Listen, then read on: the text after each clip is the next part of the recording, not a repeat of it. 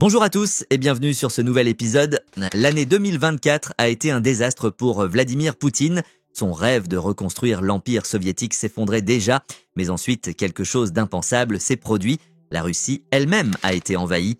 Pour la première fois depuis la Seconde Guerre mondiale, un dirigeant russe a perdu du territoire russe. Et pour la première fois dans l'histoire, une Russie dotée de l'arme nucléaire a fait face à une invasion. Et pour aggraver les choses, Poutine est devenu le premier président en exercice à faire l'objet d'un mandat d'arrêt émis par la Cour pénale internationale, CPI.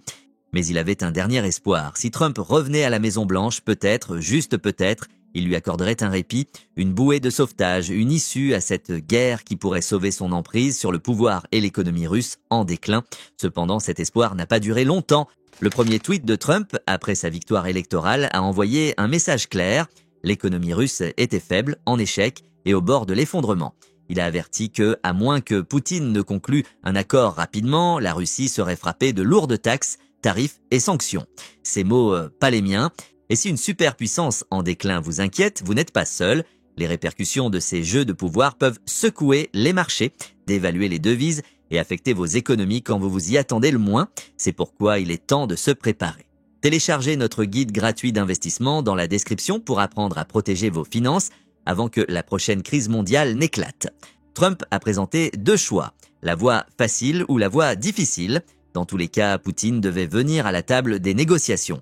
Et pour bien faire passer le message, le jour de l'inauguration, Trump a déclaré au monde que Poutine détruisait la Russie et qu'il le veuille ou non, il n'avait pas d'autre choix que de négocier. Et cela nous amène à ce qui s'est passé il y a quelques jours à peine. Un soi-disant plan de paix de Trump a fuité. Grâce au Daily Mail, d'une manière ou d'une autre, ils ont mis la main sur un plan qui n'était jamais destiné à être rendu public et il semblait étrangement favorable à la Russie, forçant l'Ukraine à accepter des conditions qu'elle n'accepterait jamais. Mais réfléchissons-y un instant, cela ressemble-t-il au Trump dont nous entendons parler depuis qu'il est en fonction, un homme qui donnerait tout à la Russie? Pas du tout, ce qui signifie que ce soi-disant plan de paix n'est rien d'autre qu'une manœuvre russe, une autre tentative de semer le chaos, de créer la peur et de faire pression sur les dirigeants occidentaux pour qu'ils se soumettent. Et ce n'est pas seulement moi qui le dis, des responsables au sein de l'administration Trump, des personnes réellement impliquées dans les négociations, le qualifient de ce qu'il est, de la désinformation russe. Aujourd'hui, nous allons tout décomposer. Trump voit les choses différemment, surtout en matière de politique étrangère. Certaines personnes n'aiment pas ça, mais laissez-moi vous dire, Trump étant Trump, il prendra rapidement le contrôle. Regardez. Il ne faudra pas longtemps avant qu'ils ne se rangent tous la queue entre les jambes, juste comme ça. Pendant ce temps, Poutine cherche des failles qui n'existent pas. Il pousse l'idée que Trump et l'Europe ne sont pas synchronisés. Mais soyons réalistes, il y a une politique sur laquelle ils sont pleinement alignés, battre la Russie et la chasser de l'Ukraine. Et voici la preuve, Trump vient de relancer l'aide militaire à l'Ukraine, envoyant des armes directement à Kiev. Les pertes russes en forte augmentation. Et ce n'est pas tout. Trump vient de lever toutes les restrictions sur la capacité de l'Ukraine à frapper à l'intérieur de la Russie. Sous Biden, après l'élection, l'Ukraine a obtenu la permission de frapper des cibles limitées avec des armes américaines. Mais Trump, il est allé plus loin. Maintenant, l'Ukraine peut frapper n'importe où, à l'intérieur de la Russie. Alors, qu'est-ce que cela vous dit? La position de Trump sur la Russie est claire comme de l'eau de roche. Et ce soi-disant plan de paix qui circule, celui qui donne tout à la Russie sur un plateau d'argent, ce n'est pas un plan de Trump divulgué. C'est autre chose, mais d'abord décomposons-le. Selon le Daily Mail, le plan comporte 4 points clés. Premièrement, Zelensky accepterait un cessez-le-feu d'ici le 20 avril, gelant les gains de la Russie. Deuxièmement, l'Ukraine serait interdite de rejoindre l'OTAN. Troisièmement, Kiev reconnaîtrait le contrôle russe sur les terres annexées. Enfin, des troupes européennes, pas américaines, superviseraient une zone démilitarisée. En d'autres termes, une victoire totale pour la Russie et un désastre pour l'Ukraine. Et d'où vient ce soi-disant plan de Trump? Le Daily Mail, le même média si peu fiable que même Wikipédia refuse de l'utiliser comme source. Mais creusons plus profondément. Le Daily Mail l'a obtenu d'un site ukrainien appelé Strues. Ça a l'air légitime, non? Sauf petit problème, il est en fait interdit en Ukraine. Pourquoi? Parce qu'il est pro-russe, dirigé par un journaliste qui a fui en Russie. Ce site a une longue histoire de diffusion de fausses nouvelles et de propagande du Kremlin. Et pourtant, le Daily Mail l'a publié, et voici le clou du spectacle. L'article qui a fuité, ce plan, a été publié le 26 janvier 2025, juste quelques jours après l'entrée en fonction de Trump. L'affirmation que Trump était prêt à donner à la Russie tout ce qu'elle voulait Pendant ce temps, en réalité, Trump disait exactement le contraire. Trump indique qu'il pourrait bientôt parler avec Poutine et estime que la guerre a duré bien plus longtemps que prévu. Il note de lourdes pertes des deux côtés et suggère que mettre fin au conflit serait bénéfique pour la Russie. Concernant Zelensky, Trump déclare qu'il est ouvert aux discussions et pense que Zelensky veut un accord, mais il n'est pas sûr que Poutine le veuille. Il soutient que l'économie russe est en difficulté et qu'un accord serait dans le meilleur intérêt de Poutine. Sur les sanctions, Trump préfère les tarifs aux sanctions, citant leur efficacité pour maintenir le dollar américain fort. Il fait référence à son approche passée avec l'Iran, soulignant comment les sanctions ont affaibli leur économie. Des rapports ont suggéré que le général Koch présenterait un plan de paix de Trump à la conférence de Munich, mais Koch a nié cela, affirmant que seul Trump annoncerait le plan quand il serait prêt. Sur le financement de l'Ukraine, Trump remet en question l'affirmation de Zelensky selon laquelle l'Ukraine n'a pas reçu la moitié des 174 milliards de dollars d'aide, expliquant qu'une partie a été dépensée aux États-Unis pour des armes avant d'être envoyée en Ukraine. Mais concernant les élections, Trump soutient les processus démocratiques même en temps de guerre et souligne que la constitution de l'Ukraine retarde les élections jusqu'à la fin des hostilités. Avant la conférence de sécurité de Munich, l'équipe de Trump nie qu'elle présentera un plan de paix, précisant que les discussions avec les dirigeants européens informeront les décisions futures. Maintenant, parlons de la fureur des médias russes face aux récents commentaires de Trump. Ils ne se retiennent pas, ils affirment qu'il n'est pas un pacificateur, pas quelqu'un cherchant à mettre fin au conflit, mais plutôt un leader déterminé à détruire la Russie. Et honnêtement, regarder leur réaction est quelque chose d'autre. Les commentateurs russes n'ont pas perdu de temps.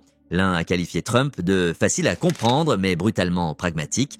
Quelqu'un qui ne se soucie pas des valeurs démocratiques, des règles mondiales ou de la liberté. Selon eux, il s'agit de faire des affaires, pas de cadeaux. Si vous voulez des armes, vous feriez mieux de payer, de préférence avec des ressources, pas des dollars américains. Puis est venue l'opinion sur l'Ukraine. Un expert a rejeté l'avenir du pays en entier, se moquant de ces élections comme étant insignifiantes. Il a comparé le sort de l'Ukraine à celui d'un homme mourant, insistant sur le fait qu'à la fin, cela n'a pas d'importance, le message, la reddition est inévitable, et puis la rhétorique nucléaire. Un autre commentateur a déclaré que la Russie n'avait aucune raison de négocier, pourquoi s'arrêter alors qu'ils avancent avec succès? Au lieu de cela, ils devraient polir leurs ogives nucléaires, jusqu'à ce qu'elles brillent comme un miroir, juste pour que, dans leur dernier moment, l'Occident puisse voir sa propre peur se refléter. La discussion s'est ensuite tournée vers l'histoire et l'économie. Napoléon a perdu à cause de l'effondrement économique, ont-ils soutenu, et les mêmes règles s'appliquent aujourd'hui. La guerre ne concerne pas seulement la puissance de feu, c'est une question de force économique. Mais voici le clou du spectacle. Malgré tout le discours de guerre, ils étaient furieux des derniers propos de Trump. Il a écrit qu'il ne voulait pas nuire à la Russie et a même loué ses sacrifices pendant la Seconde Guerre mondiale. Pourtant, dans le même souffle, il a menacé de lourdes sanctions à moins qu'il ne règle maintenant. Son message était clair, concluez un accord ou subissez les conséquences. Et c'est pourquoi les médias russes perdent leur sang-froid. Ils voient Trump non pas comme un pacificateur, mais comme un homme prêt à pousser la Russie dans un coin. Que ce soit du bluff ou de la stratégie, une chose est claire, ces mots ont touché un nerf. Tout commandant vous le dira, sans une économie forte, rien ne se fait. Mais les défis d'aujourd'hui sont différents. Regardez Trump. Il n'agit pas comme un président américain, il se comporte comme le patron du monde. Sacha Sladkov l'a dit franchement, il est comme un gars qui n'a pas été giflé depuis longtemps. Et honnêtement, que fait-il même? Il commence par des menaces, puis des ultimatums. Certaines chaînes prétendent qu'il mettra fin à la guerre, pas celle de l'Amérique, mais la nôtre. Mais à quelles conditions? Sanctions, questions, marque, isolement. Il ne démêlera pas ce désordre. Regardez la Russie, sa taille, son peuple, son unité. Qui en Amérique a cela? Ils sont trop occupés à se déchirer. Et en Europe, la même histoire. Les Russes, en revanche, deviennent plus forts sous la pression.